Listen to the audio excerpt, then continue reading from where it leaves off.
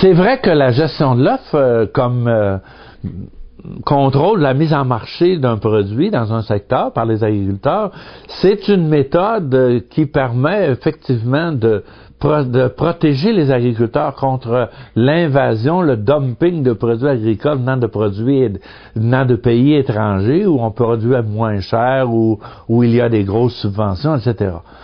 C'est aussi une bonne méthode pour assurer que les agriculteurs vont recevoir un prix décent pour leurs produits, et ça partout sur le territoire également. T'sais.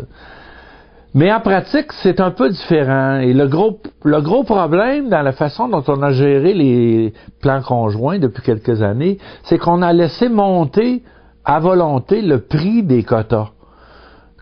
Les quotas de production qu'on doit donner ou vendre aux producteurs pour assurer qu'on ne dépassera pas la production intérieure.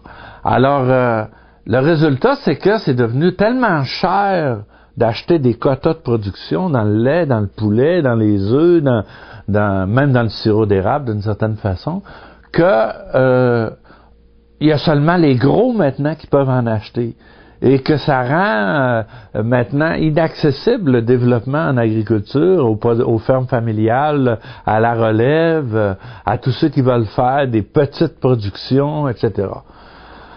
Également, ce système-là a favorisé uniquement la production de masse.